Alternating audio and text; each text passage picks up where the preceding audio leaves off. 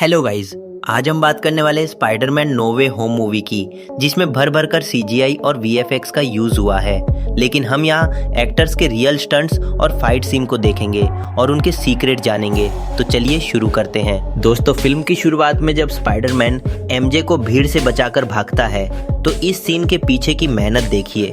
Tom Holland और Zendaya ने सच में 53 फीट की ऊंचाई से जंप लगाई थी।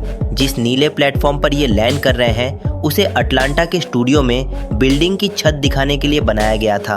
एक्टर्स के चेहरे पर दिखने वाला डर बिल्कुल असली था, क्योंकि इतनी ऊंचाई से बार बार कूदना किसी के भी लिए आसान नहीं था। दोस्तों, इस ब्रिज फाइट में ओटो ऑक्टोपस के वो खतरनाक हाथ असली नहीं थे। एल्फ्रेड मोलिना ने सिर्फ एक प्लेटफॉर्म पर खड़े होकर एक्टिंग की थी। इस सीन में आप देख सकते हैं कि स्पाइडरमैन के पीछे सेफ्टी केबल्स लगाई गई है ताकि उन्हें जंप करने में कोई प्रॉब्लम न हो और उनका एक्शन बिल्कुल रियल लगे। यही नहीं, जब स्पाइडरमैन उस कार को बचाता है जिसमें कॉलेज प्रोफेसर बैठी होती है, तो असलियत में उस कार को एक बड़ी मशीन के सहारे हवा में सीधा लटकाया गया था। और जब डॉक्टर ऑक्टोपस पीटर को पकड़ते हैं तब असल में टॉम हॉलैंड को कुछ इस तरह उल्टा लटकाया गया था।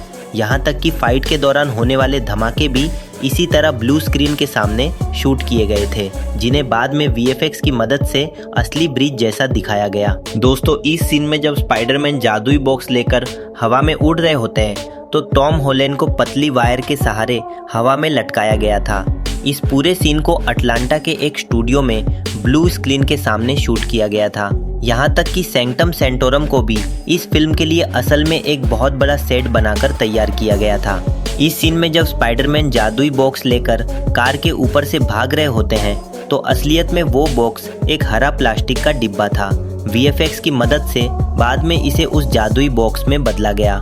साथ ही जिस कार पर स्पाइडरमैन जंप कर रहे हैं उसे एक स्टूडियो के अंदर ब्लू स्क्रीन के सामने चलाया जा रहा था। दोस्तों, इस सीन में जब ग्रीन गोब्लिन स्पाइडरमैन को उठाकर दीवारों पर पटकता है तो असल में इस फाइट के दौरान असली दीवारों की जगह ऐसी दीवारें इस्तेमाल की गई थी जो आसानी से टूट सके।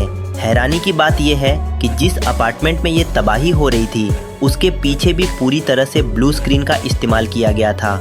और जब ग्रीन गोब्लिन अपने ग्लाइडर पर चढ़कर उड़ता है तो असलियत में उस ग्लाइडर को मशीनों के सहारे हवा में लटकाया गया था। दोस्तों, क्लाइमैक्स की ये लड़ाई हमें फिल्म में स्टैच्यू ऑफ लिबर्टी के ऊपर दिखती है, लेकिन असलियत में इसके लिए स्टूडियो के अंदर लोहे के पाइपों का एक बड़ा स्ट्रक्चर तैयार किया गया था। जब तीनों स्पाइडरमैन एक साथ जंप करते हैं तो उस सीन के लिए स्टूडियो में स्टैच्यू ऑफ लिबर्टी का सिर्फ ऊपरी हिस्सा ही असली बनाया गया था। आप देख सकते हैं कि तीनों एक्टर्स एक साथ इसी छोटे से हिस्से पर खड़े होकर जंप कर रहे हैं। फिल्म के आखिर में जब स्पाइडरमैन और ग्रीन गॉब्लिन के बीच भयानक लड़ाई होती है तो उस सीन में टॉम हॉलैंड ने असल में विलम डेफो को बहुत करीब से मुक्के मारे थे ताकि सीन असली लगे। और जिस सीन में स्पाइडरमैन गुस्से में गॉब्लिन को उसी के ग्लाइडर से मारने वाले होते हैं, वहाँ उनके हाथ में कोई असली ग्लाइडर नहीं था, वो बस मारने की एक्टिंग कर रहे थे, जिसे बाद में वीएफएक्स की मदद से पूरा किया गया।